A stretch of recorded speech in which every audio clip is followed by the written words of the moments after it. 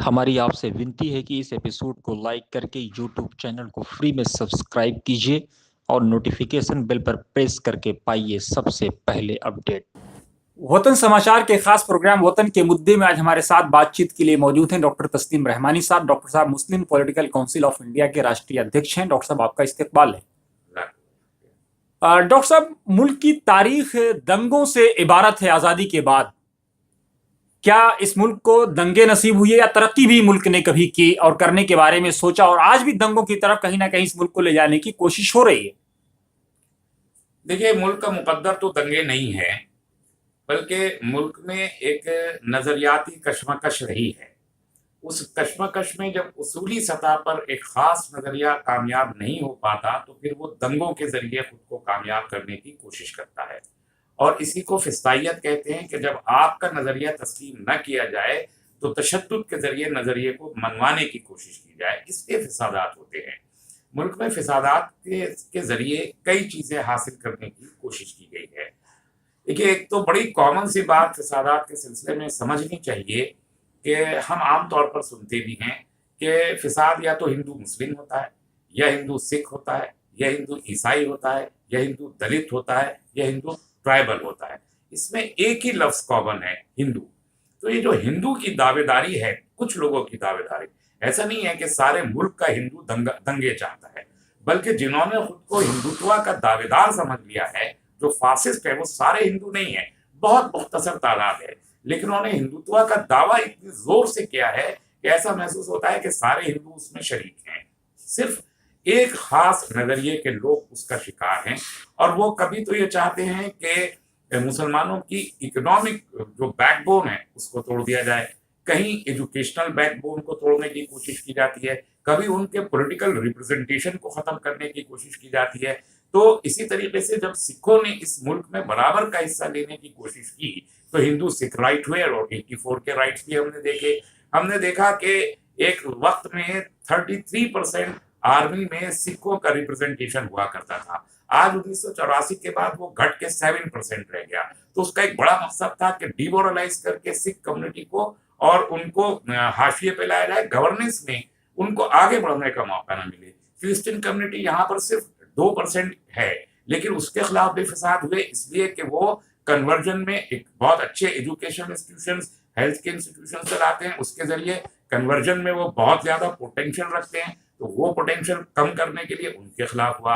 दलितों ने अपनी आवाज उठाने की कोशिश की। 25% से ज्यादा मुल्क में दलित है, वो जब गवर्नेंस में आना शुरू हुए, उत्तर प्रदेश में उन्होंने सरकार बना ली, साउथ इंडिया के कुछ स्टेट्स में उनकी पार्टियां सरकार में आने लगी, तो उनके खिलाफ हिसाब शुरू हुए। वह एक जो हिंदू मेंटेलिटी खुद को समझती है, वो ये चाहती है कि अपर कास्ट हिंदू के अलावा इक़्तिदार के करीब कोई न जा सके, इसलिए मुल्क के दीगर तबकात को, तमाम तबकात को क्रश करने के लिए कम्युनल राइट्स को एक टूल की हैसियत से इस्तेमाल किया जाता है। ऐसे में जो वीकर सेक्शन है, चाहे वो दलित हो, बैकवर्ड हो, आदिवासी हो, पिछड़ा हो, अति पिछड़ा हो, उसको क्या करना चाहिए? असल में जो फिसाद की एक फिनोमिना है, उसे इस मुल्क में समझा नहीं गया है। उसे एक जज्बाती, एक इमोशनल आउटबर्स्ट की हैसियत से देखा गया। यही इस हैसियत में देखा गया कि ये एक वक्ती किस्म की कोई चीज है कि एक बार एक जगह फिसाद हुआ और खत्म हो गया और फिर अमन कायम हो गया, चलिए फिसाद खत्म हो गया। ऐसा हरगिज नहीं है। फिसाद एक कंटिन्यूअस फिनोमिना है, एक के बाद एक फेसिस में फिसाद की सूरत हाल बदलती रही है। पहले जब, जैसे आपको याद होगा, फिसाद होता था और फिसाद कुछ दिन में खत्म हो जाता था, कर्फ्यू लगता था, कुछ लोग मारे जाते थे, जानी माली नुकसान हो, खत्म हो। लेकिन अब जो फिसाद होता है, उस फिसाद में हम मास एक्सोडस करते हैं। यानी आप गुजरात के फिसाद को देखिए तो जो लोग वहां से निकल गए गांवों से, वो दोबारा अपने गांव नहीं जा सके। मुजफ्फरनगर से जो लोग निकल गए वो दोबारा नहीं जा सके। आसम से जो लोग निकले, नीली से जो लोग निकले, दोबारा अपने घरों में नहीं जा सके। सिखों के जो राइट हुए वो दोबारा, तो पूरा के पूरे डेमोग्राफी को पहले सिर्फ क्रश करने के लिए होता था, अब डेमोग्राफी को चेंज करने के लिए होता है। कश्मीर में डेमोग्राफी को चेंज करने की फिसाद के जरिए और तशद्दुद के जरिए कोशिश की गई। तो ये जो फिनोमिना है, इसको जब तक तमाम ये कमजोर तबकात ये नहीं समझेंगे कि एक बाकायदा एक कंटिन्यूअस प्रोसेस है और इस प्रोसेस से हमको लड़ना है और हमें इसमें शिकार नहीं होना, तब तक हम इस मुसीबत से निजात नहीं पा सकेंगे। लेकिन डॉक्टर साहब, कई बार जो नेता हैं, मंत्री होते हैं, उनका बयान आता है कि सरकारें अगर चाहें तो पत्ता नहीं हिल सकता है। तो क्या सरकारें जानबूझ के फसाद कराती हैं और इकोनॉमी को क्रैश खुद करती हैं? इसमें तो कोई दो राय नहीं है कि सरकार अगर न चाहे तो कोई तशद्दुद कहीं बर्पा नहीं हो सकता। और इसके बहुत सारे मज़ाहिर हमारे सामने, मैं बहुत सी मिसालें उसकी दे सकता हूं कि जब जब सरकार ने चाहा कि फिसाद न हो, फिसाद नहीं हुआ, और जब जब सरकार ने चाहा कि फिसाद हो तो फिसाद हो के रहा। अब आप असम का पूरा मूवमेंट देखिए कि उस मूवमेंट में जो आंसू ने शुरू किया था वो एक वायलेंट मूवमेंट था।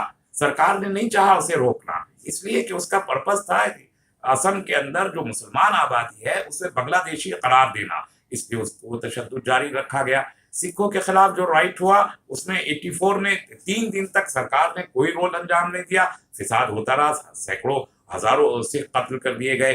गुजरात के फिसाद में आप देखिए कि एहसान जाफरी मुस्तकिल फोन करते रहे नरेंद्र मोदी साहब को, और फिर वो नहीं रुका और कत्लेआम वहां जारी रहा। और उसके बाद जो फिसाद के मुलजिमीन थे उनको सजा नहीं दी गई। एक बड़ी अहम बात यह है कि आप श्री कृष्णा कमीशन की रिपोर्ट उठा के पढ़ लीजिए, उसमें सरकार के बहुत सारे लोगों को नामजद किया श्री कृष्णा कमीशन ने, लेकिन आज तक किसी को सजा नहीं हुई। और आप ये तो कोई भी कम्युनल, हिंदुस्तान में 60,000 से ज्यादा तो मुसलमानों के खिलाफ फिसादात हुए हैं, फिसाद के मुजरिमीन को नामजद हो जाने के बावजूद कभी कोई सजा नहीं दी गई। इसी बात से बात जाहिर हो जाती है और साफ हो जाती है कि फिसाद हुकूमतों की और सियासी जमातों की पुष्पनाही के जरिए होता है। डॉक्टर साहब, सबसे ज्यादा जो दौर इक़्तिदार का रहा वो कांग्रेस का रहा, और मुसलमानों ने कांग्रेस को खूब बढ़ चढ़ के वोट दिया, लेकिन फसादात भी कांग्रेस के जमाने में खूब हुआ। उसे किस तरह आप देखते हैं? देखिए, मैंने कभी भी ये बात नहीं मानी कि कांग्रेस और भारतीय जनता पार्टी या उससे पहले जनसंघ या आरएसएस में कोई ज्यादा बड़ा फर्क है। जो एजेंडा इस मुल्क में सो कॉल्ड हिंदुत्ववादी फोर्सेस का रहा वो ये हमेशा से रहा। यानी मुल्क में आजादी की जंग शुरू होने के बहुत पहले से ये एजेंडा रहा और ये कहा जाता रहा कि ये हिंदू अक्सरियती मुल्क है और इसमें हिंदुओं को इक़्तिदार में रहना चाहिए। इस बुनियादी नजरिए के तहत सियासी पार्टियां काम करती रही। कांग्रेस ने भी इसी बुनियादी नजरिए के तहत काम किया है। ये वजह है कि 1947 में मुल्क को हिंदू राष्ट्र बनाने से कांग्रेस ने रोका और आरएसएस और दूसरी इस किस्म की तंजीमों ने कोई बड़ा मूवमेंट खड़ा नहीं किया। तो उसी कांग्रेस की पुष्पनाही में इसी हिंदू एजेंडे पर अमल दरामद किया जाता रहा। मुझे बिला खौफ तरदीद मैं ये बात कह सकता हूँ, और ये वजह है कि पिछले 60 साल कांग्रेस ने सिखाया बाकी लोगों को कि फिसाद किस चालाकी के साथ बर्पा किए जाते हैं और फिसाद के मुजरिमीन को कैसे बचाया जाता है। अदरवाइज जिस तरीके से हम गुजरात के फिसादात को देखते हैं जो भारतीय जनता पार्टी के दौरे इक़्तिदार में नरेंद्र मोदी जी की के जेर सरप्रस्ती जो अंजाम पाया था, नीली में भी तो वो फिसाद 1984 में हुआ। नीली में और किस लिए हुआ? नीली का फिसाद सिर्फ इसलिए हुआ था कि आंसू ने ये कॉल दी थी कि वो इलेक्शन का बाइकआउट करेंगे और नीली के मुसलमान उस बाइकआउट की अपील के खिलाफ कांग्रेस को वोट देने के लिए मैदान में आए थे। और आंसू ने उनका जो कत्लेआम किया, 2000 से ज्यादा मुसलमान नीली में उस वक्त मारे गए 1984 में। आज तक उन मुसलमानों को कोई कंपेंसेशन तक नहीं मिला। 2000 रुपए टिन शेड उस वक्त दिए गए थे। आज तक वो गुवाहाटी की रेलवे लाइन पे रह रहे हैं, तो वो भी कांग्रेस के दौरे इक़्तिदार था। अब पहली बार 2015 में असम में सरकार बनी है बीजेपी की, वरना हमेशा कांग्रेस या आंसू की सरकार रही। तो हम ये कहना कि बीजेपी उसके लिए जिम्मेदार है या और कांग्रेस सबसे पहले जिम्मेदार है, और हम इससे ओहदा नहीं करार दे सकते कांग्रेस को। डॉक्टर साहब, मेरा आखिरी सवाल है, कांग्रेस बीजेपी, बीजेपी कांग्रेस, इसी में देश का जो गरीब है, दलित है, पिछड़ा है, वो फंसा हुआ है, जाए कहां? देखिए, इन्हीं दोनों पार्टियों से परेशान होके रीजनलिज्म बढ़ा है मुल्क में। आप देखिए, इमरजेंसी के बाद जो जनता पार्टी का कयाम है और फिर जनता पार्टी के टूटने के बाद से जो रीजनल पॉलिटिकल पार्टीज बनी, जो जनता दल के ब्रेक अवे ग्रुप्स हैं, चाहे वो समाजवादी पार्टी है या बीएसपी है या आरजेडी है या जेडीयू है या जो साउथ इंडिया की parties DMK, ADMK, Trinamool Congress, ये सारी पार्टियां क्यों बनी हैं? ये anti Congress, anti BJP parties हैं, जिन्होंने ये बात महसूस की कि कांग्रेस और बीजेपी के जरिए इस मुल्क में दीगर तमाम तबकात के साथ इंसाफ कायम नहीं किया जा सकता। इस रद्द अमल में ये पार्टियां वजूद में भी आई, कामयाब भी हुई, इक़्तिदार में भी आई, लेकिन अपर कास्ट हिंदू ने इन पार्टियों को हमेशा डिस्करेज किया सेकुलरिज्म के नाम पर भी, सोशलिज्म के नाम पर भी, और इस्तेमाल भी किया, अपने हक में इस्तेमाल किया, सेकुलर वोट के डिवीजन के लिए भी इनको इस्तेमाल किया। तो सच तो ये है कि ब्राह्मणिकल ऑर्डर की पार्टी, ब्राह्मणिकल माइंडसेट, ब्राह्मण्स की नहीं, ब्राह्मणिकल माइंडसेट की ये दोनों पार्टियां हैं, और उसी माइंडसेट के जरिए ये दीगर कमजोर तबकात की सियासत को भी अपने हक में इस्तेमाल कर लेती हैं। ये बदकिस्मती है इस मुल्क की, जिससे किसी सूरत हमें निकलना होगा।